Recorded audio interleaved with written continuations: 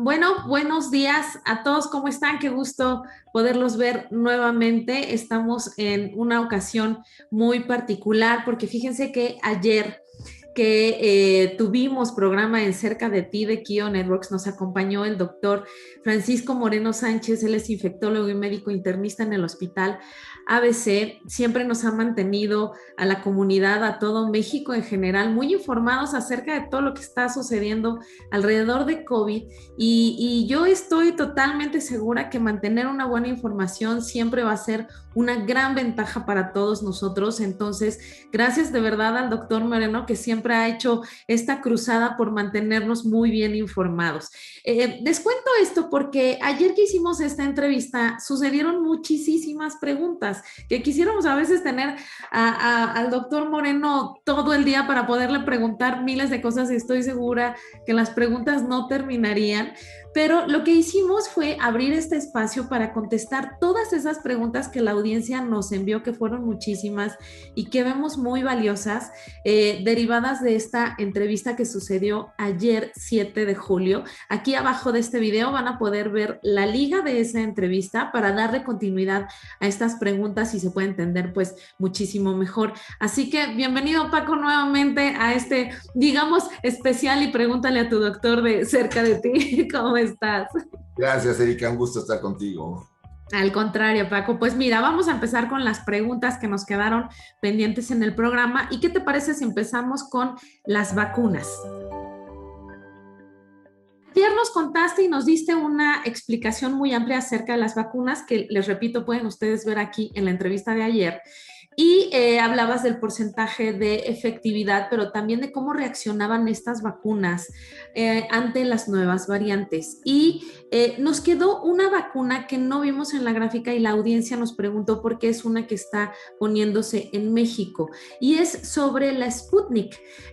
Sabemos y nos explicaste muy bien que hay estudios que tienen que ver con la efectividad de las vacunas ante las nuevas cepas, pero no de todas. Entonces, no, ¿cómo ves tú la Sputnik en todo este ecosistema?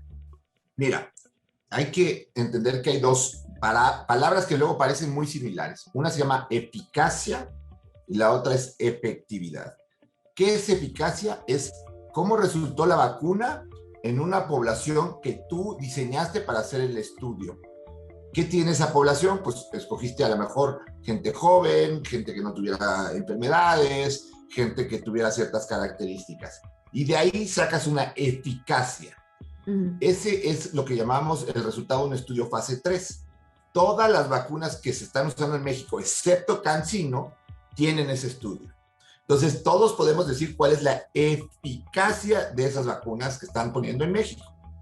Ahora, lo que queremos saber es la efectividad. ¿Qué es efectividad? Es cómo se comportan las vacunas ya en la población abierta. Y ahí no seleccionas a quién, se lo vas a poner el que va y le toca. Claro. De eso, ahorita con las variantes, pues tenemos pocos resultados, porque las variantes son más nuevas. Tenemos de Pfizer, tenemos de AstraZeneca, empezamos a tener de Moderna, de Johnson & Johnson. Entonces, de Sputnik, de Sinovac, todavía no hay esos resultados de efectividad. Sin embargo, en los resultados de eficacia, Pfizer 95%, Moderna 94% y Sputnik en el artículo que publicó era 91%. O sea, aparentemente es muy buena la eficacia. ¿Cuál es, diríamos, el bemol de esa vacuna? Que todo se hizo en pacientes rusos. Entonces necesitamos un estudio de efectividad en la población general para saber qué tan buena es. Claro. Ojalá lo tengamos pronto, pero si nos basamos en eficacia, pues es una vacuna muy eficaz, igual que AstraZeneca, Pfizer y ellas. Las vacunas que no tienen fase 3 como CanSino es la que no podemos decir si tiene o no buena o mala, porque no tenemos el resultado. Las otras iremos sabiendo. Ahora, algo que preocupa es que la efectividad de la vacuna de Sputnik va a ser difícil conocerla en corto tiempo, porque los países que están haciendo la mayor parte de los estudios de efectividad no manejan Sputnik. Entonces estamos tratando de ver de qué manera con Argentina, con otros países que usan Sputnik, hacer un estudio de efectividad y saber qué tan buena es la vacuna. ¿Yo qué le diría a una persona que se puso Sputnik? Que se ponga las 2 dosis de Sputnik y que esté tranquilo hasta no tener los resultados. Mientras tanto, no se ponga alguna otra vacuna. Muy bien. También nos preguntaron muchísimo acerca de la combinación de vacunas y de diferentes laboratorios. Ayer nos contestaste esta pregunta, no voy a ahondar mucho, nada más si puedes ser muy específico en cuáles sí se pueden combinar. Mira, el único estudio bien controlado que hay en donde sí funciona una combinación de vacunas es AstraZeneca y Pfizer. Eso ya se ha hecho en muchas partes del mundo por cuestiones políticas, porque en Europa primero sí aceptaron AstraZeneca, después la quitaron, y a los que les dieron AstraZeneca luego les dieron Pfizer y su respuesta ha sido muy buena. Es muy probable que se puedan combinar en el futuro vacunas, pero ahorita es la única combinación aceptable porque sabemos que es segura y que es eficaz. Muy bien. Ahora sí, vámonos con un poco de tiempos y ver algunos de los efectos después de los contagios. Nos preguntan también mucho, si yo ya me contagié y aún no me he vacunado, ¿qué pasa si me vuelvo a contagiar? Eso querría decir que podría tener efectos más graves que han demostrado los resultados en dobles contagios. Mira, las reinfecciones han sido muy variadas en cuanto a la evolución.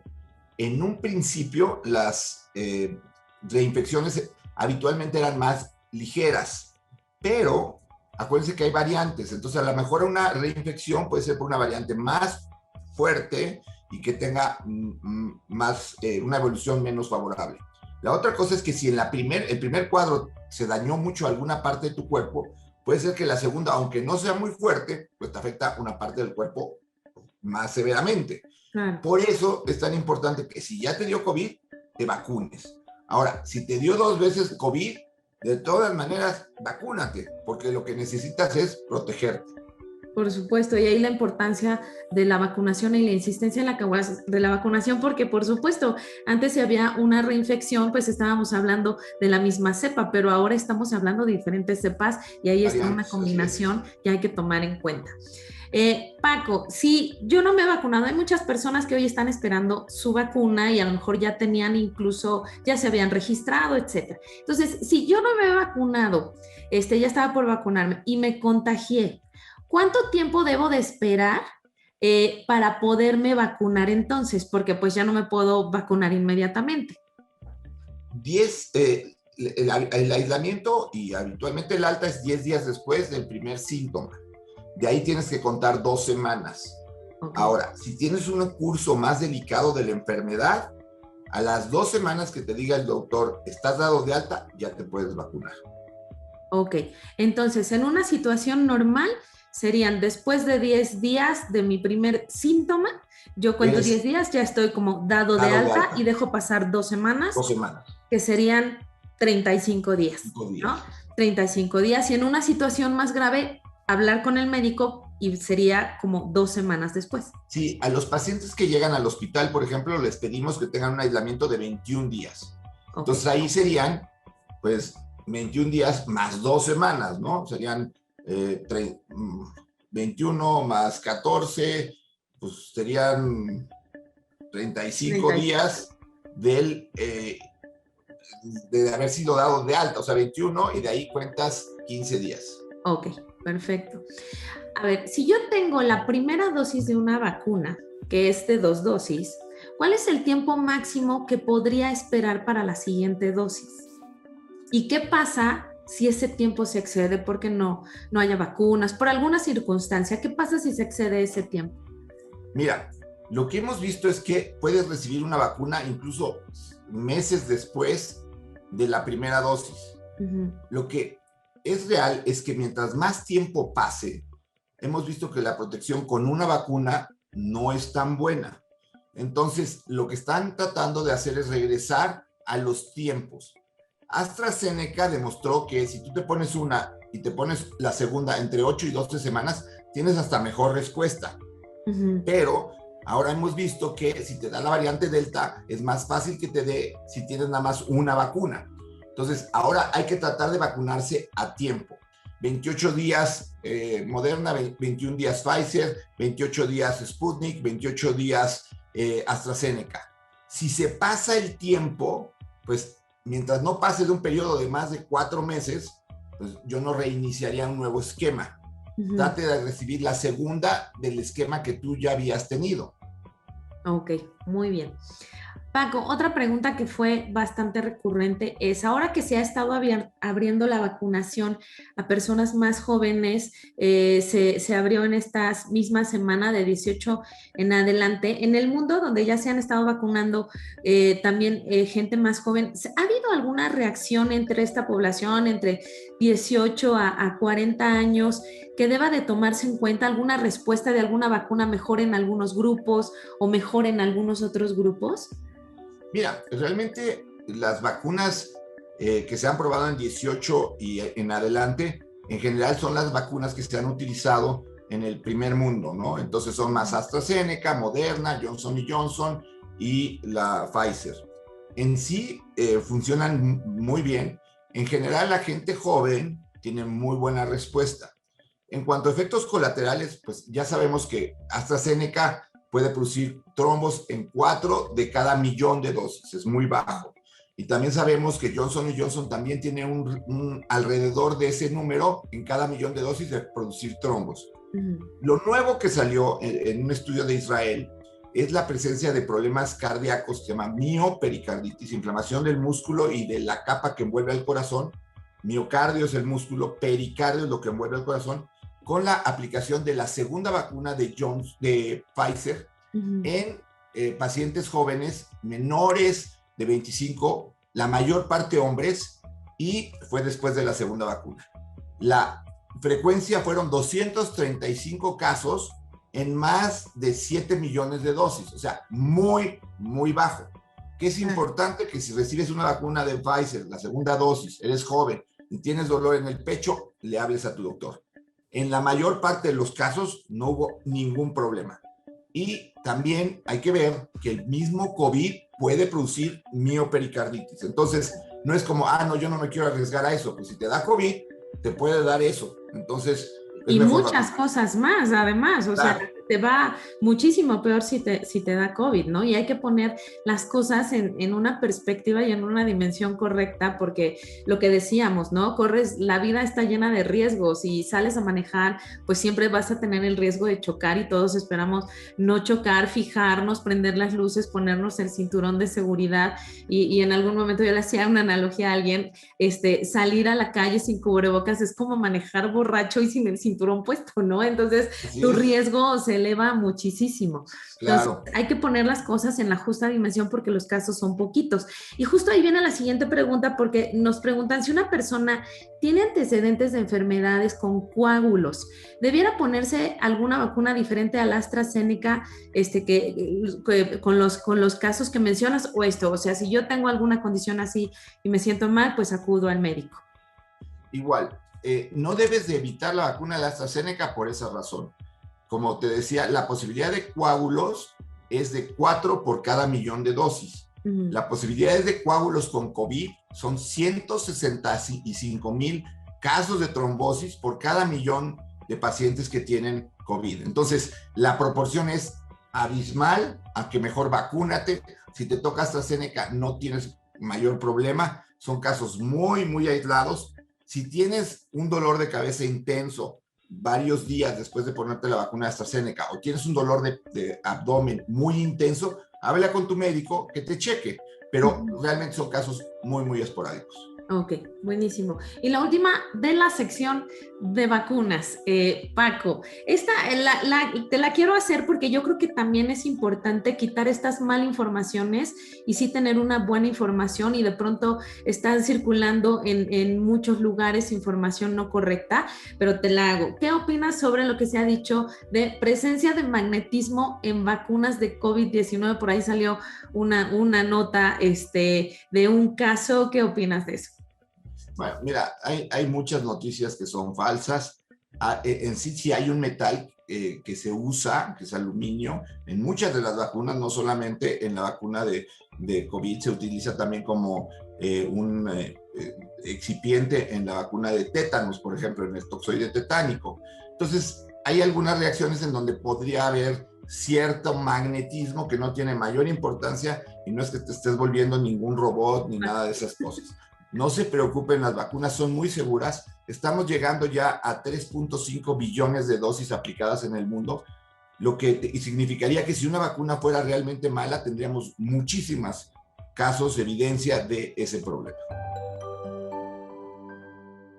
Ahora sí, acerca de las variantes, ayer nos diste ya una explicación muy, muy detallada de todas las variantes. Estuvimos hablando muchísimo de la variante Delta, que ahora es la que más preocupa por la velocidad de contagio que tiene, y también de la nueva variante que acaba de salir en el Perú. Entonces, sobre la variante Delta, porque pues se empieza a conocer cuáles son las características y si resultan ser de preocupación o de no. Pero sobre la Delta en particular, que es la que al día de hoy más preocupa a toda la comunidad, ¿esta variante podría no ser detectada por una prueba PCR en las pruebas PCR que hoy conocemos? Mira, es real la pregunta. Hemos tenido miedo de que también al cambiar la estructura del virus, las pruebas diagnósticas pudieran alterarse. Hasta este momento no hay evidencia de que sea menor la capacidad de detección del PCR con las variantes. Pero pues es una situación en la que hay que tener cuidado. Ahora, algo que también es importante es que no en todos los países se usa la misma plataforma para diagnóstico. Entonces, nada más hay que checar que el tipo de plataforma en la que están haciendo el diagnóstico, pues sea alguna que esté aprobada por la Organización Mundial de la Salud y que de esa manera tengamos los resultados que debería tener con la variante original. Ajá. El problema es que en la disminución de costos se han tratado de desarrollar pruebas de PCR que son mucho menos sensibles, que no detectan, por ejemplo, a los 3 genes, sino nada más a uno, y entonces ahí es donde puedes tener problema, porque pues puedes tener una falsa negativa. En general, la mayor parte de las pruebas estandarizadas detectan igual a la variante Delta. ¿Hay alguna prueba que tú recomiendes, Paco? ¿De PCR Mira, o pruebas? cuando ustedes hagan la prueba, pregunten qué genes detectan. Y habitualmente las pruebas que detectan a los 3 genes que están estandarizados para la prueba de PCR, esa es la prueba que tú debes de mantener, porque si tienes una prueba en donde solamente detectan uno, entonces ya corres el riesgo de que si no detectó ese gen, aunque tuvieras alguno de los otros, pudiera resultar que la prueba te dice que es negativa cuando es positiva. Muy bien. Y aquí repetimos, en temas de variantes, tener las 2 dosis, tener la vacunación completa resulta ser muy relevante. También hay otra pregunta para las comorbilidades como diabetes o hipertensión. ¿Se tiene algún estudio sobre cómo se comporta esta variante Delta o todavía, o se comporta igual? Igual, o sea, las personas que tienen obesidad, diabetes, hipertensión, mayor edad, pues son las personas que tienen una menor respuesta eficaz o tienen mayor posibilidad de tener una evolución tórpida de la enfermedad. Ahora, hemos visto menos infecciones en gente mayor de Delta, pero no porque la Delta no esté infectando a los mayores, sino porque los mayores habitualmente ya están vacunados. Lo que sucedió en la India, pues es el ejemplo de que en una población que todavía no estaba vacunada, pues afectó a toda la población la variante Delta y por eso ocasionó tanta gravedad y tantos decesos. Muy bien. Ahora, si te parece, nos vamos justamente a anticuerpos e inmunidad. Si yo ya me vacuné, y esta pregunta te la voy a volver a hacer porque yo creo bien importante tener este statement cada vez, casi que cada vez que te vea, porque es muy, muy valioso. A veces la gente confunde inmunidad con prevención, ¿no? De estar totalmente inmunes es que no te va a pasar nada, a tener una gran protección. Si yo ya me vacuné, ¿soy totalmente inmune al COVID? No. La realidad es que, primero, no hay vacunas 100% seguras. Entonces, puedes tener una eficacia que no sea de ese 95%, sino sea del otro 5%, y pudieras infectarte. Pero lo que hemos visto es que muchos pacientes se pueden infectar, contagiar y no enfermarse. mantenerse como un asintomático. Así es que si tú te vacunaste y vas a algún lugar en donde haya gente que no esté vacunada, tienes que usar cubrebocas. Si vas a estar en un lugar encerrado con mucha gente, tienes que usar cubrebocas, porque el riesgo es que tú la pases bien, pero alguno de los que está ahí no. O alguno de los que está ahí se contagie y se contagie a alguien que no la pase bien. Exacto. Nuestra obligación no es solamente no enfermarnos, sino evitar que otros se enfermen, porque mientras más enfermos haya, más posibilidades hay de tener variantes. Así es la enfermedad de la solidaridad, como bien nos has dicho muchísimas veces. ¿Cuál es el rango óptimo, Paco, que se debe de tener de anticuerpos después de haberse vacunado, que se considera como un buen rango? Sabemos que hay muchísimas escalas, depende del laboratorio que te haga este estudio, pero ¿cuál sería un rango adecuado de anticuerpos? Mira, acuérdense que la inmunidad está dada por dos factores: los anticuerpos y la inmunidad que se llama celular, que son unas células que se llaman T que no puedes medir. Si tú tienes anticuerpos arriba del límite de detección, tienes protección, porque no solamente vas a tener eso, sino también vas a tener la cuestión de la inmunidad celular. Les platico algo, con la vacuna de hepatitis B es muy común ya no tener anticuerpos y de todas maneras no enfermarte, porque la vacuna te ayuda a esa parte que no tenemos cómo medirla. Entonces, de alguna forma, el estarte haciendo pruebas para ver si subieron o bajaron los anticuerpos no tiene mayor sentido.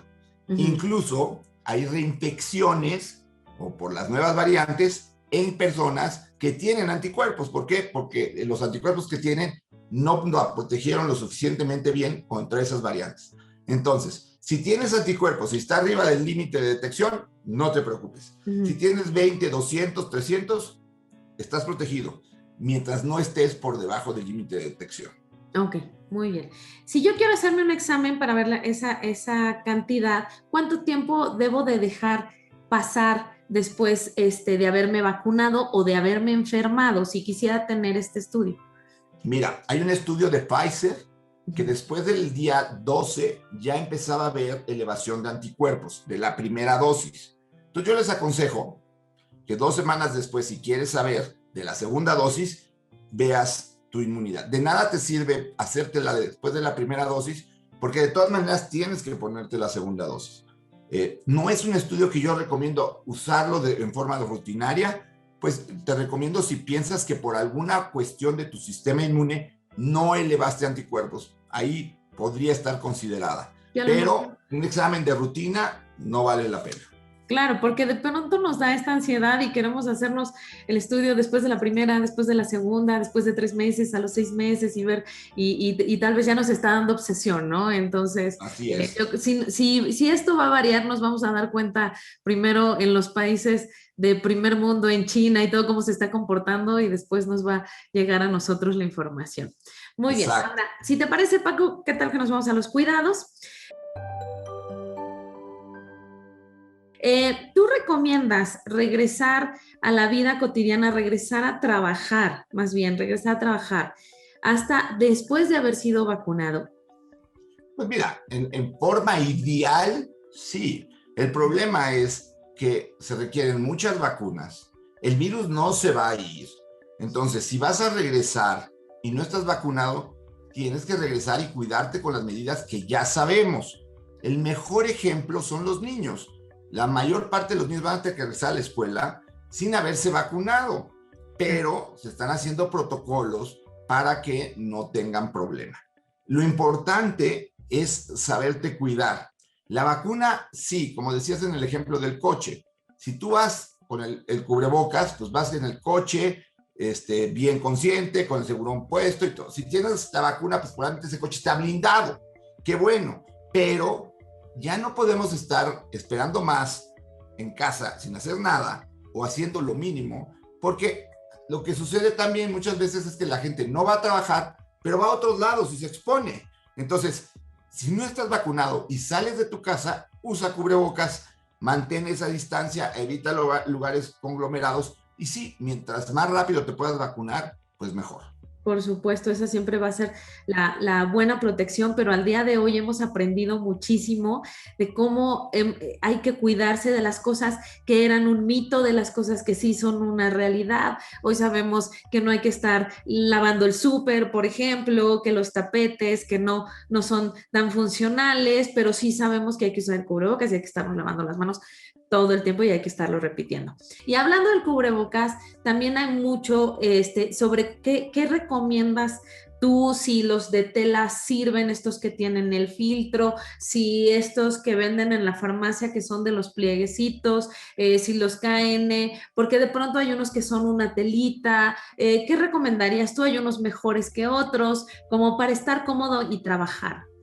Mira, es real que sobre todo con las nuevas variantes tenemos que tener mejores cubrebocas, ¿no? Ujú. Los KN95 y los N95 pues, son muy buenos, son los que usan, los que usamos en los que trabajamos en la salud, pero pues son incómodos. Entonces, usar un doble cubrebocas se ha sugerido con las nuevas variantes. Si tienes los de estos de 3 capas, te pones 2, pero lo que se ha visto es que es muy importante que te coloques bien el cubrebocas, Ujú. más que el hecho de tener 3 cubrebocas, ¿no? Porque luego tienes 3 cubrebocas y tienes 2 muy mal puestos y Sí. eso a lo mejor te expone. Yo uso un cubrebocas que tiene doble capa, y tú Ujú. lo ves, y es algo muy fácil para mí usar porque me lo ajusto, se ajusta así, y si se empañan mis lentes es que no está bien puesto. Y Ah, yo, lo que tú haces, prendes un cerillo, ajá, le haces así y no lo puedes apagar. ok. Entonces, si ves, esto está totalmente sellado de este lado, cubre la parte de abajo y acá tiene este ganchito que hace El que se pille. ganchito. Y si tú ves, no se me empañan los lentes. Si yo me Ujú. pongo un cubrebocas que no me cubra bien, inmediatamente se te empañan los Se lentes. te empañan los lentes. Entonces, estos, en estricta teoría, que son estos como de, este, Esos dos, puedes usar 2, son de 3 capas, esos son muy buenos. sí, Pero ahora con las nuevas variantes, lo que hemos dicho es que es mejor que te pongas ese y después te pongas uno si quieres que combine con tu ropa, exacto. bonito, de Ya tela o después algo. el fancy, ¿no? Que este es el Exacto, KN95, que es más gruesecito, pero que incluso los puedes combinar. así es. Muy bien, Paco. Ahora sí, niños y jóvenes. Eh, hemos visto que ha cambiado un poco la población que de pronto está en los hospitales, ¿no?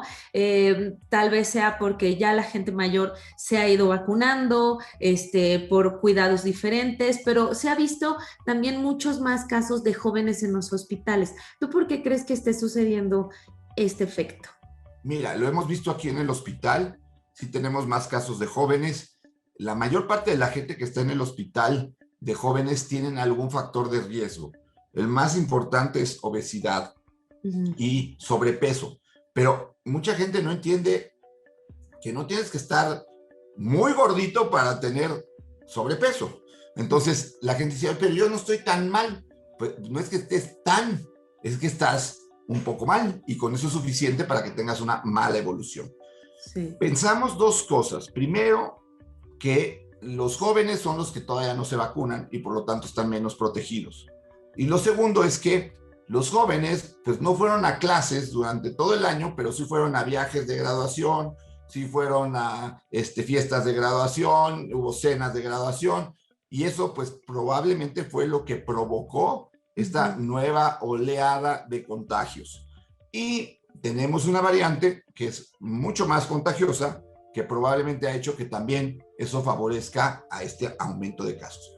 No quiere decir que la variante Delta sea más agresiva, Ujú. pero por pura lógica, si tienes una variante que infecta más rápido, seguramente infecta tus células más rápido y puede ser que a la larga veamos que sí es una variante que se comporta de una manera más agresiva. Entonces, el mensaje final es, si eres joven, de todas maneras te tienes que cuidar. así es, porque de pronto en este discurso de la COVID-19 afecta más a personas más grandes, los jóvenes dejaron de cuidarse igual, ¿no? No tenían la misma protección porque era como, no le va a pasar nada, pero sí puede ser ese pequeño porcentaje al que sí le pase, ¿no? Y hablando de los más pequeñitos, Paco, los niños, ¿a partir de qué edad es recomendable utilizar el cubrebocas? Porque hablábamos de que muy chiquititos puede ser contraproducente, ¿no? Pues mira, realmente ya se han hecho estudios en donde a bebés de 6 meses les ponen un cubrebocas bien, le Ujú. miden la oxigenación y no tienen ninguna alteración.